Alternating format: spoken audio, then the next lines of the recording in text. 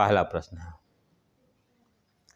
कि एक व्यापारी सूची मूल्य पर 4% की छूट प्रदान करता है। यदि एक व्यापारी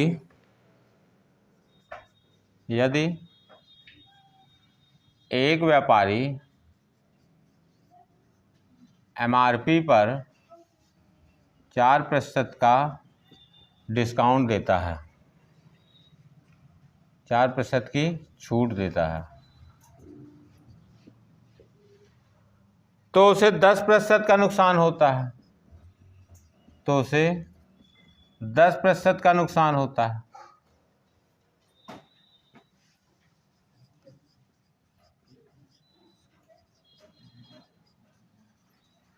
ठीक, जब 4% की छूट देता है तो 10% का नुकसान होता है। यदि MRP पर 20% की छूट हो तो उसे कितने प्रतिशत लाभ या हानि होगी, तो उसे कितने प्रतिशत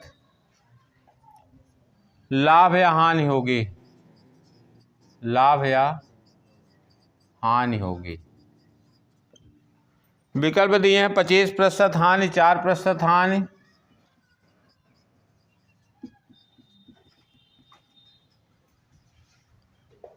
50% लाभ, 26% लाभ, 50% लाभ, 26% लाभ। ये भी प्रश्न आपका CHSL में आया है 2017 में। प्रश्न को एक बार देख लीजिए कि MRP पे अगर 4% की छूट देता है तो उसको 10% का नुकसान होता है। अगर 20% की छूट दे तो उसे कितने प्रतिशत का लाभ या हानि होगी। ठीक, ऑप्शन वही दिए गए हैं जो एग्जाम में दिए, लगाइए आप लोग।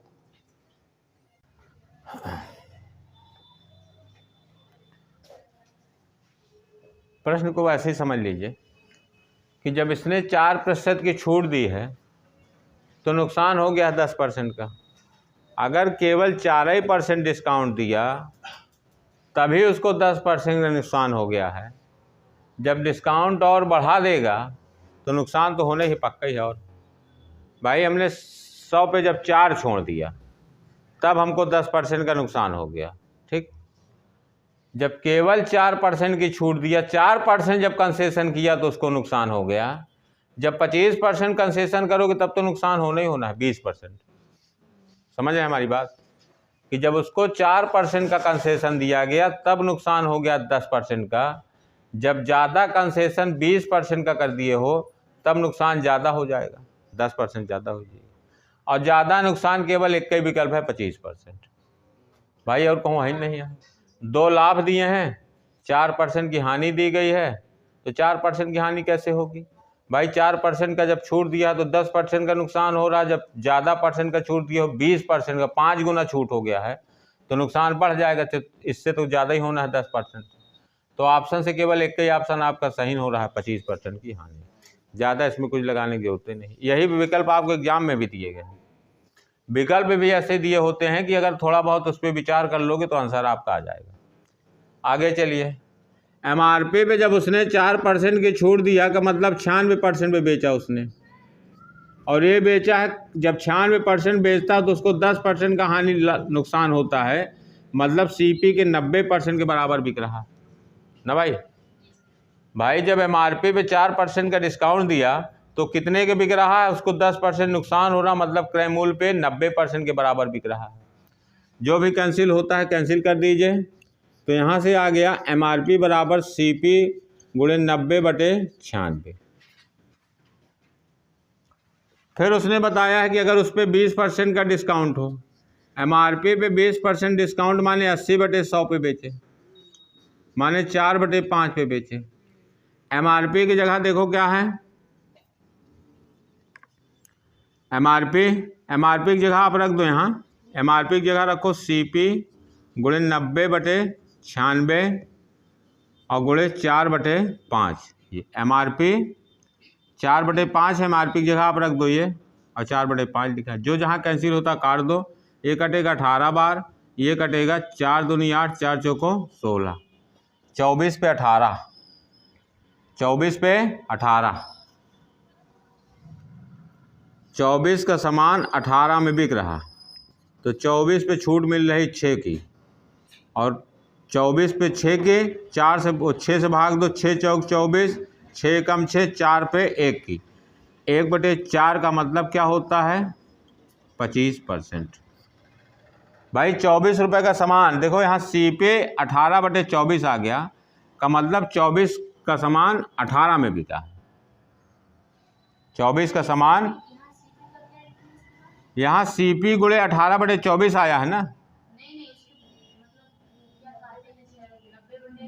90/96 को काटे हैं। फिर से देख लीजिए, देखो जब उसने कहा कि MRP पे 4% का डिस्काउंट हुआ है, तो उनने बेचा 96/100 का, और ये जो बिक्री है क्रय मूल्य के 10% नुकसान माने 90/100 पर है। 100 से 100 कैंसिल हो गया, तो MRP बराबर आपको मिला CP गुणे 90/96 के। फिर जब कह रहा है कि उस पर 20% का डिस्काउंट देगा तो 80/100 पे बेचेगा, इस MRP की जगह CP गुणे 90/96 रखो, इस MRP की जगह ये मिला है, और गुणे 80/100 है। 4 बार 5 बार, 20 चौक 80, 20 पंचे 100, 5 से काटोगे 18 बार कटेगा, 4 से काटोगे 24 बार। यहाँ पे मिला CP 18/24, 24 का 18 में बिक रहा, तो 24 पे नुकसान कितना है 6 का,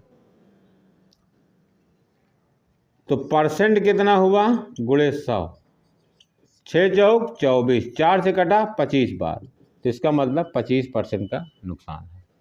18 का सामान 24 में बिका, 24 का सामान 18 में बिका, तो 6 रुपये का नुकसान, 24 पे 6 का 1/4 है, 1/4 का मतलब 25% नुकसान हुआ।